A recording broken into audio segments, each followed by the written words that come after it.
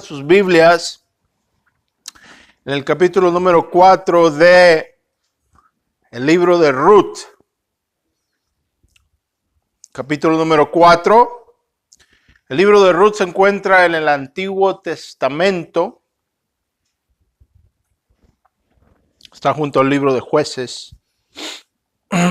Libro de Ruth, capítulo 4. Y en esta mañana pues hemos llegado al final de nuestro camino en el libro de Ruth. Pero como pueden ver en el boletín de esta mañana, el título que le dimos a esta prédica fue Viendo hacia el futuro. ¿Por qué le dimos este título? Había muchos títulos realmente que venían a la mente cuando estaba estudiando en preparación para este sermón. Y me pareció adecuado que le diésemos este título porque el libro termina en una celebración. El libro termina en una celebración. Ahora, tal vez para aquellos que no están familiarizados con el contexto del libro o las implicaciones de esto, la razón por la cual esto es relevante es porque el libro termina en una celebración de un hijo. Y es interesante que el autor del libro, presuntuamente Samuel, el profeta, termina dándonos el linaje genealógico de David, el rey David. El libro termina viendo hacia el futuro, termina viendo hacia aquel rey que ha de venir.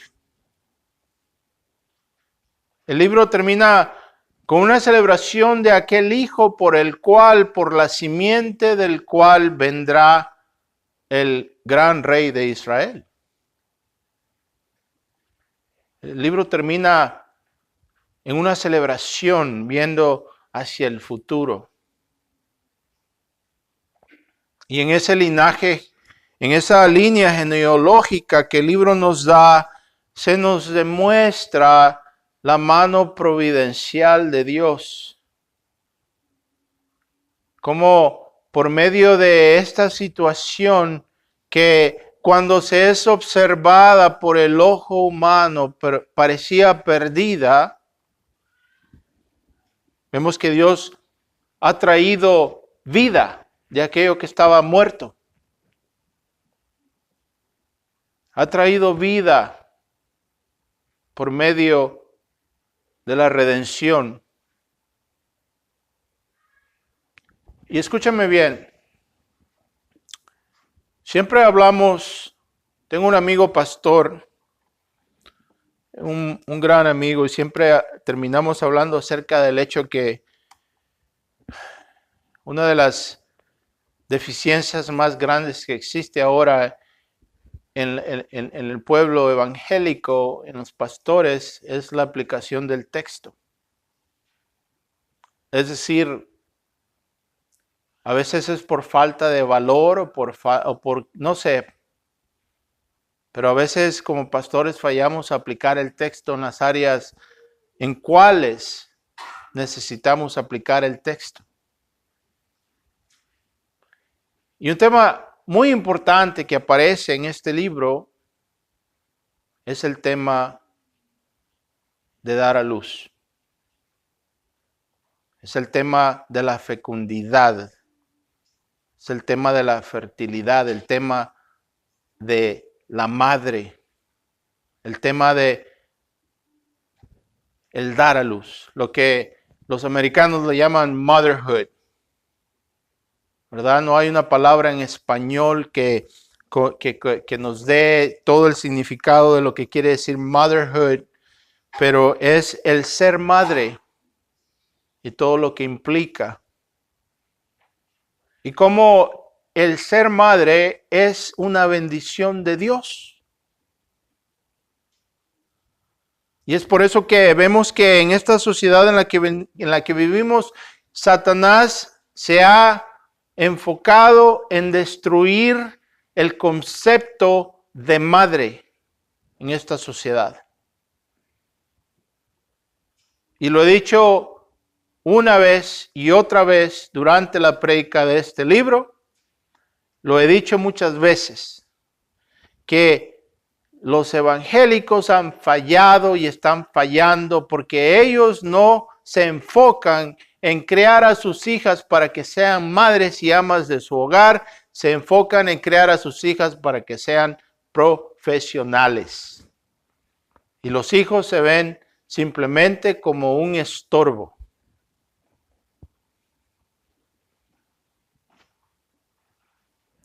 Pero bíblicamente hablando, ejemplo, el libro termina en la celebración del hecho que Ruth ha concebido un hijo. Y que es por medio de este hecho, por medio de dar a luz, que la bendición de Dios vendrá.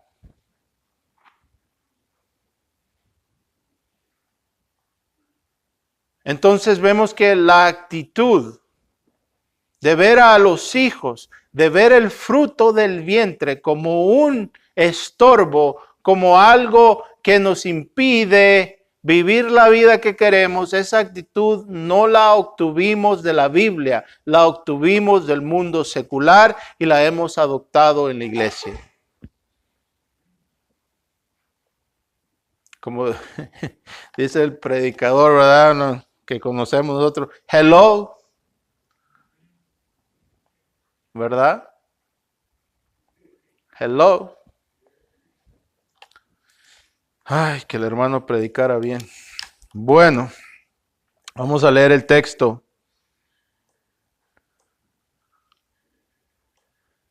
Vamos a empezar en el versículo 11. Y aquí vemos que los ancianos le dan una bendición a Booz, porque Booz acababa de declarar su intención de hacer a Ruth, su esposa, tomarla como su mujer. Habiendo satisfacido los requerimientos de la ley, Booz ahora procede a hacerle a ella su esposa.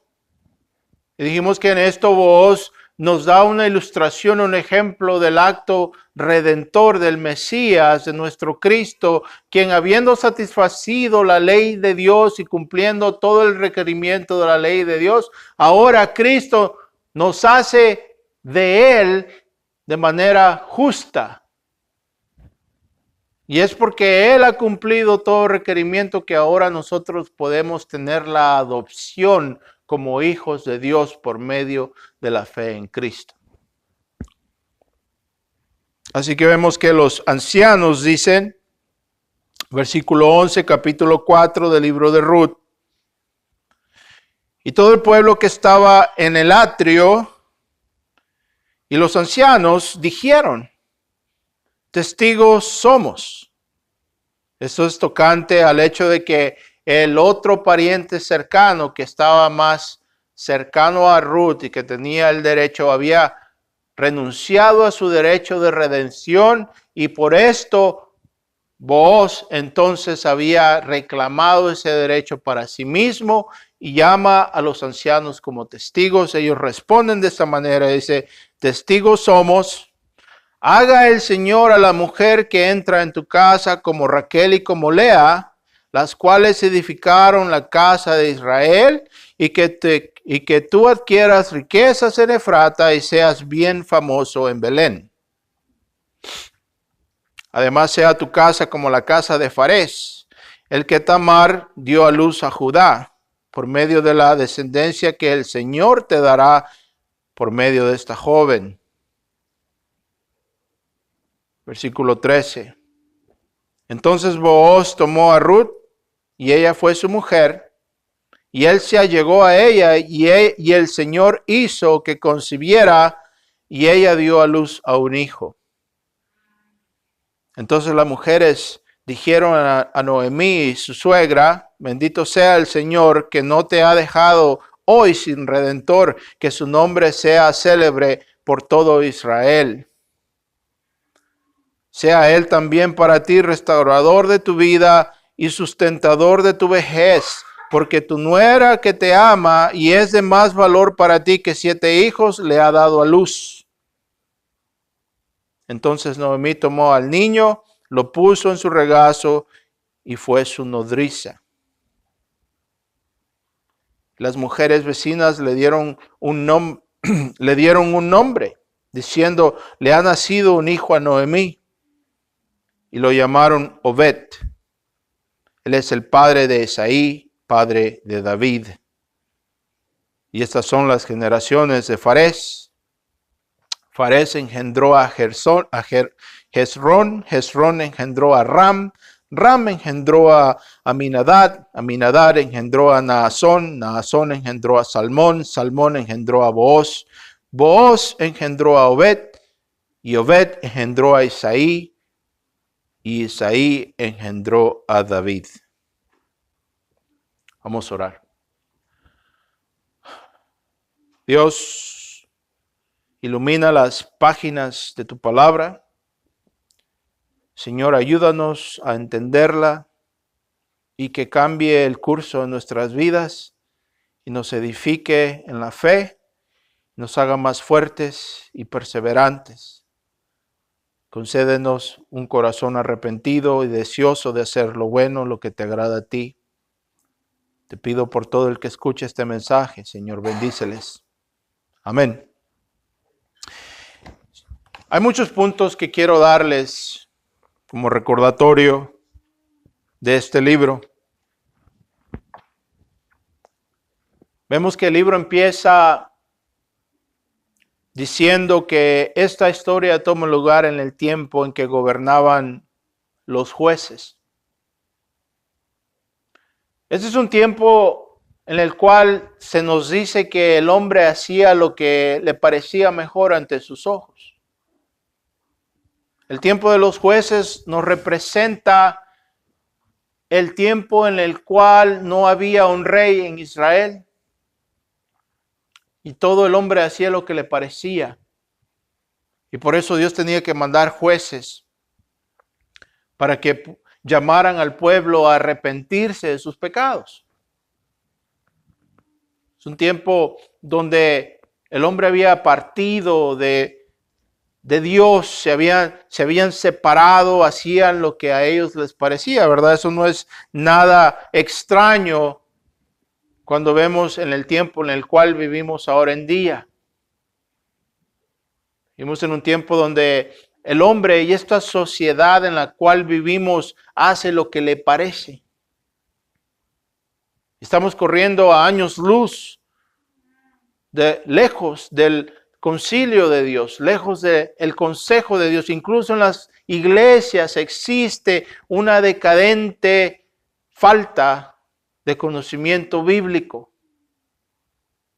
La gente va a la iglesia no porque tengan hambre de escuchar la palabra de Dios, van a buscar a alguien que los motive, quieren motivadores en el púlpito.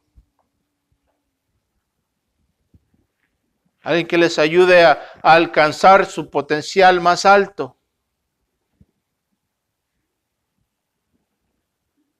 Pero es entonces la palabra de Dios que nos debe de dirigir.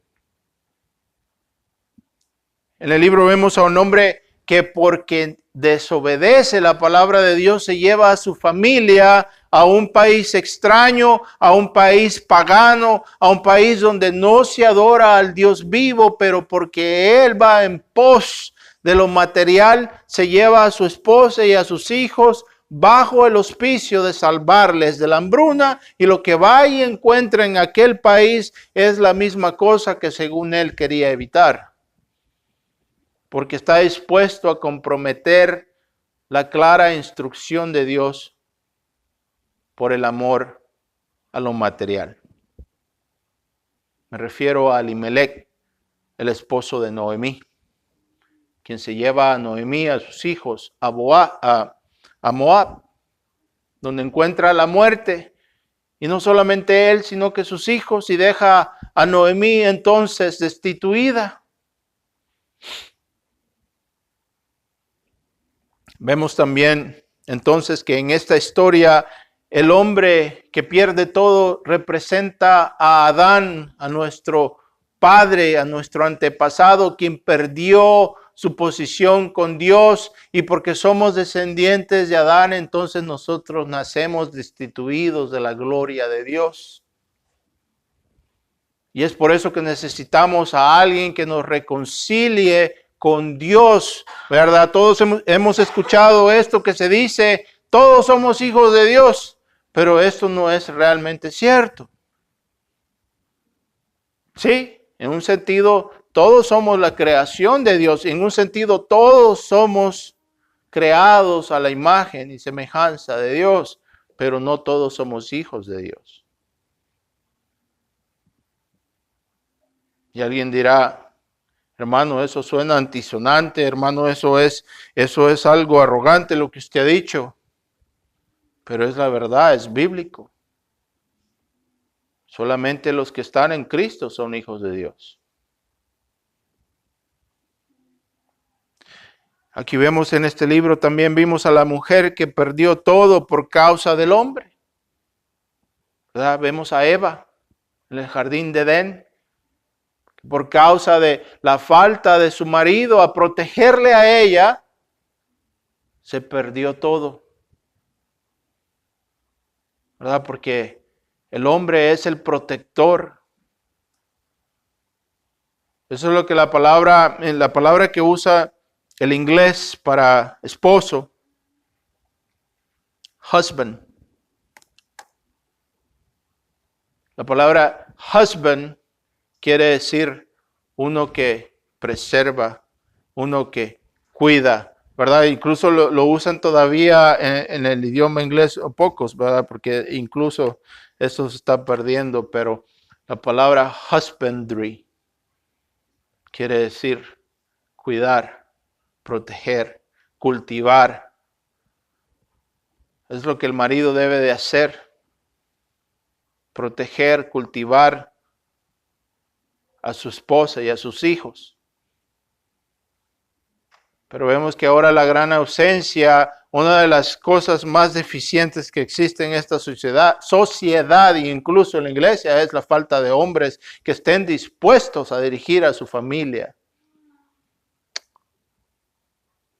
Hombres que estén dispuestos a ser padre en su hogar, a tomar las riendas de su hogar y a ser la guía espiritual de sus hijos. No que se lo delegan al maestro de la escuela dominical.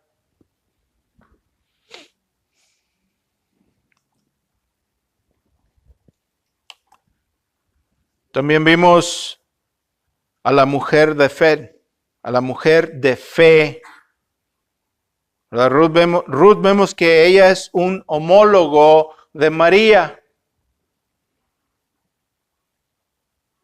Ruth es un homólogo de María, quiere decir, es un ejemplo de la mujer que le dice a Dios, hágase acorde a tus palabras. La mujer que ve y no tiene temor.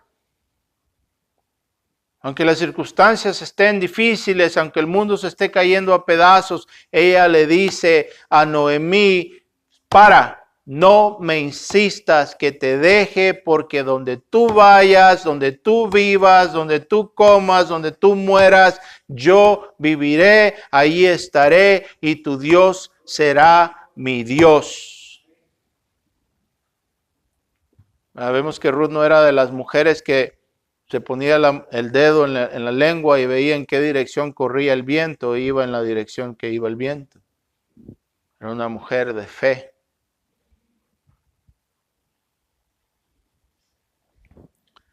También vimos a Booz, igual un homólogo de Cristo, una figura mesiánica, una figura redentiva. ¿verdad? Es el hombre de la posición alta que se fija en la mujer que no pertenece a Israel, la adopta, le ama a pesar de que no se lo merece, a pesar que ella no es de las hijas de Israel, la recibe con gracia, la recibe con amor, con misericordia, la invita a comer de la mesa y le muestra amor y misericordia a esta extranjera.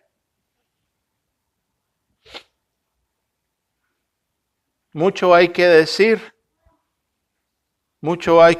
en verdad de cuál debe ser la actitud del pueblo de Dios, porque nosotros también fuimos extranjeros en una tierra ajena.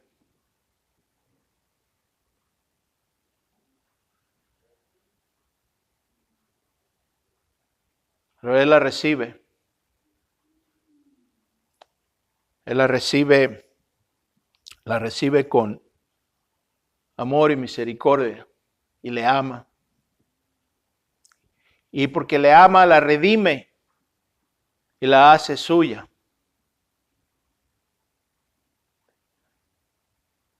Vos nos representa al Dios de Israel, al Dios misericordioso, al Dios compasivo, aquel Dios que tiene misericordia para aquellos que no se lo merecen.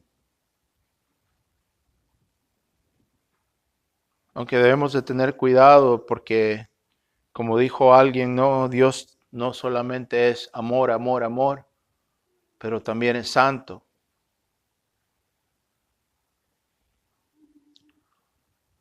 Y al final vemos la simiente de Cristo porque sabemos que por medio de David y de la simiente de David nos ha llegado a nosotros el Salvador.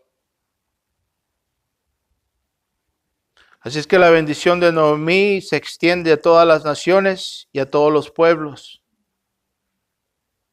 Es por medio de esta simiente que vendrá David, quien fuese el progenitor de aquel que redimirá a todas las naciones, a todos aquellos que en la fe y arrepentimiento se vuelven a él. Como dijimos, contrario a la opinión pública, el fruto del vientre es presentado en este libro como la bendición de Dios. Es por este medio que Dios redime a Noemí y redime a Ruth, y es por este medio que Dios bendecirá a las naciones. ¿Cuál medio? El fruto del vientre. Pero no nos sorprende ver que en nuestros días uno de los indicativos más obvios de cuán lejos está nuestra sociedad de Dios, esto se ve reflejado de manera prominente en la cultura del aborto, la cual es la antífasis de lo que aquí se ve reflejado en la estructura bíblica. Es por medio de dar a luz, es por medio de la mujer teniendo hijos, que la mujer y el hombre serán redimidos. ¿Verdad? Si observan en los versículos 12, 13 y 15, se celebra el hecho de que ha nacido un hijo, que va a dar a luz a un hijo, que un hijo ha nacido. ¿No es este el tema que celebramos en la Navidad? Que un hijo nos es dado. Que Dios ha venido al mundo y no bajó de una nube, lo cual lo pudo haber hecho, pero no. Fue por medio de la mujer concibiendo a un hijo. No nos extraña entonces que una de las marcas que una sociedad se ha apartado de Dios es el hecho que no quieren a los hijos y no quieren hijos, y si tienen hijos los matan en el vientre.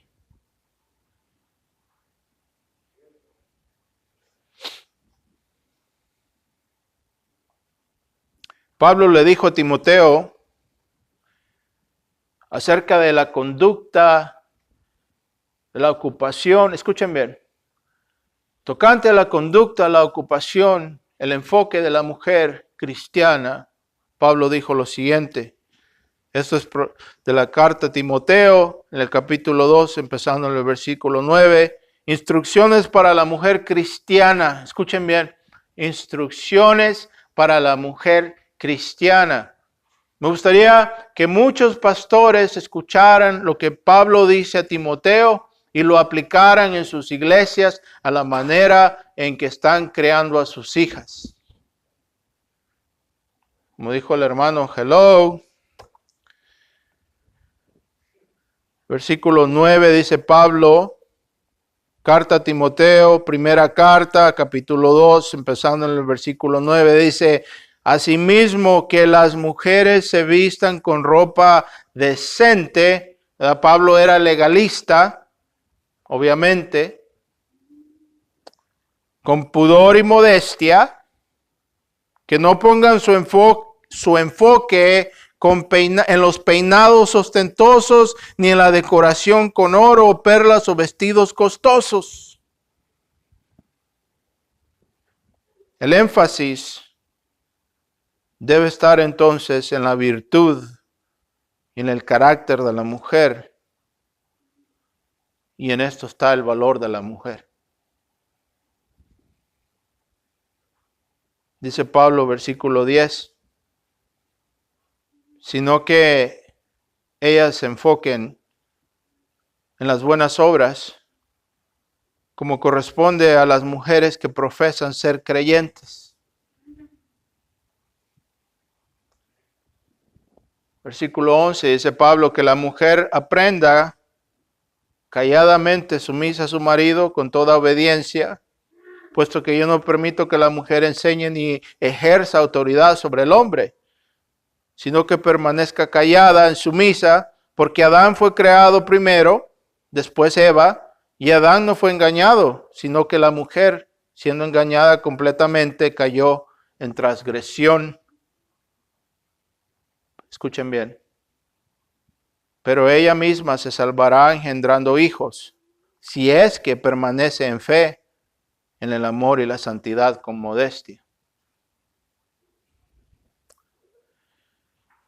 Pablo no está diciendo que el hecho que la mujer traiga hijos al mundo es lo que la salva. Pero a lo que se refiere es el hecho que, como María le dijo al ángel, hágase acorde a tu palabra. Es decir, por el hecho que la mujer concibe, vino el Salvador al mundo, quien es el que nos salva. La implicación de Pablo es bien sencilla. Este es el ejemplo que la mujer debe de seguir. Ese es el enfoque de la mujer cristiana. El carácter, la virtud, la humildad, la obediencia, el criar hijos, ¿sí? ¿Verdad? Yo me quedo así porque pienso que alguien me va a salir y me va a arrestar por decir eso. Porque es algo antisonante, ¿verdad? Nos ofende. ¿Cómo que crear hijos? Yo no me maté trabajando para que mi hija se quedara criando hijos. Ella es profesional. Tiene una carrera. Les diré que no aprendimos esto de la Biblia. Lo que Pablo quiere decir es que la mujer que cree en Cristo debe de vivir de esta manera y que dar a luz es la prescripción, esta es la tarea, esta es la contribución de la mujer en su papel como instrumento de Dios en la historia de la redención. Esto es lo que Dios ha usado. Mujeres fieles trayendo hijos al mundo y criándoles en el amor y en el temor de Dios. Les puedo dar muchos ejemplos, pero voy a terminar aquí. Vemos, por ejemplo, a Hannah, la mamá del profeta Samuel, una mujer devota a Dios, una mujer de fe. Vemos a Elizabeth, la madre de Juan el Bautista, una mujer de fe que también dio a luz a un hijo para que por medio de este hijo se usó para darle gloria al que venía, para darle gloria para anunciar la venida del Mesías. Vemos a María, la madre de nuestro Señor Jesucristo, otro ejemplo de una mujer de fe, una mujer fiel, una mujer piadosa. Y en la historia de la iglesia hemos visto ejemplos de madres igual. Vemos a Mónica, la madre de San Agustín. ¿Verdad? Ella oraba por su hijo, porque su hijo era un rebelde. Lloraba y le seguía y lo perseguía y lo buscaba. San Agustín se fue a Roma huyendo de su madre, la dejó y allá lo fue a encontrar y lo oró y le oró a Dios hasta que un día Dios convirtió a su hijo. Puedo dar testimonio porque tengo una madre así. Y es por las oraciones de esa madre que estoy aquí parado en este púlpito. Susana Wesley, 19 hijos. Y como dicen los americanos, she was a homeschooling mom. Ella educaba a sus hijos en el hogar. Y nos dio a John Wesley, a Charles Wesley, los fundadores de la iglesia metodista. La madre de John Newton, y muchas otras madres que nos han dado hijos que han servido para la gloria del Rey. ¿Sí me explico? Qué privilegio, qué bendición.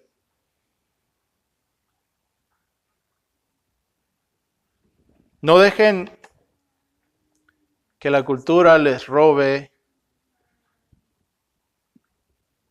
de entender y apreciar el privilegio que es ser madre.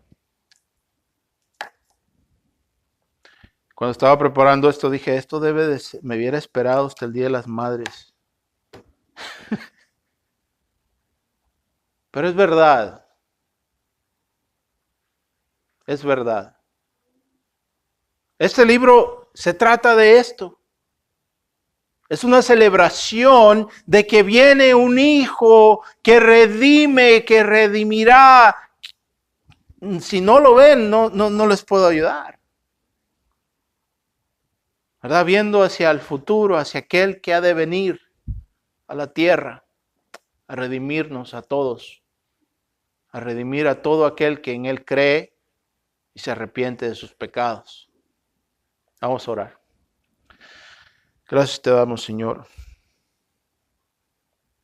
Te pido por todas las madres, Señor. Te doy gracias por mi mamá, porque